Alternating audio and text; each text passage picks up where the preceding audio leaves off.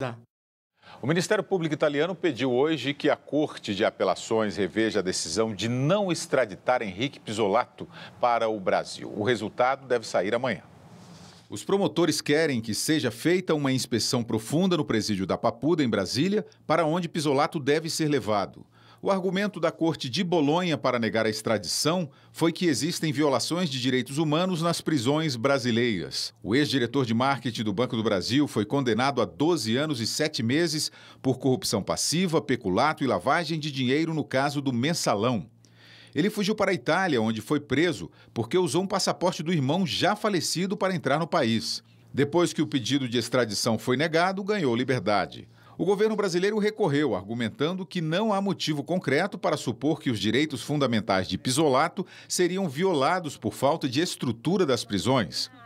Mas mesmo que a justiça italiana decida extraditar Pizzolatto, o governo da Itália pode se recusar a cumprir a medida, já que ele tem dupla cidadania. Quer dizer, Moisés, não será extraditado. Lembramos do Cesare Battisti, né? É provável que não, né? Agora, acho que tem uma questão interessante aí nesse caso, vem muitas questões interessantes, importantes, né? Mas uma questão que chamou atenção para o fato de que efetivamente tem violação de direitos humanos nas prisões brasileiras.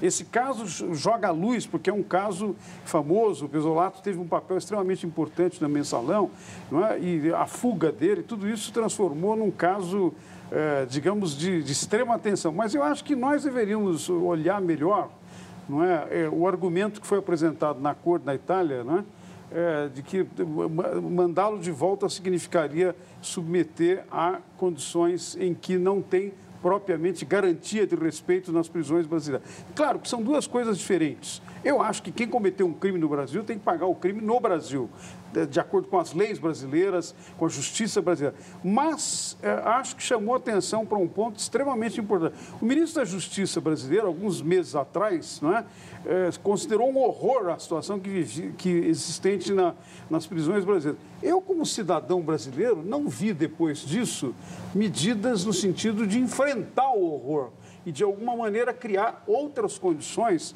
para que não haja desrespeito a direitos humanos nas prisões brasileiras. Até porque, William, como todos nós sabemos, tem aproximadamente 50% a 60% dos mais de 500 mil de pessoas que estão presas nas prisões brasileiras, cujos processos não estão completamente terminados. Nós não sabemos se elas são efetivamente culpadas. E, no entanto, elas estão submetidas a condições de direitos humanos extremamente graves. Acho que esse é um problema que nós temos que enfrentar. Agora, o Pondé, poderia ter a devolução do dinheiro que ele tirou do Brasil, né?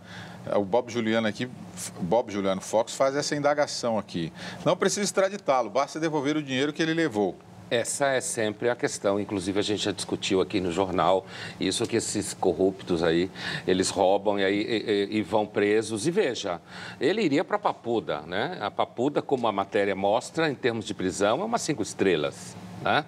Então, é evidente que este caso específico, se ele fosse para o lugar onde foram os outros mensaleiros, ele provavelmente não ia passar pelo mesmo tipo de miséria de direitos humanos que os presos comuns passam, que de fato passam. Mas ele provavelmente não. Ele ia para um lugar, se fosse, iria para o mesmo lugar que os outros estão, e veja que alguns desses mensaleiros já estão em casa, já estão trabalhando, ou seja, é na realidade um enorme tapa na cara da população que cada vez mais tem a impressão que tudo bem, eles escapam. E agora eu acho que o escândalo da Petrobras, voltando um pouco à matéria anterior, o que os brasileiros querem ouvir é nome de político envolvido.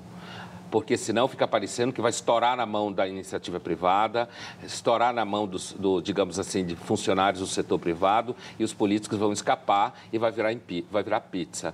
E também tem uma coisa, se os italianos não devolveram o Pizzolatto, em termos de, digamos assim, uma certa simbologia política, eu acho que eles estão dando troco, porque o caso Cesare Battisti é uma vergonha. Tá todo mundo aqui, a maioria dos nossos telespectadores diz que é melhor deixá-lo lá. O Juliano Winket, que, por exemplo, Pizzolatto vai ficar 6 meses preso igual Genuíno e Disseu. Deixa ele lá na Itália. Seria bom devolver o dinheiro só, né?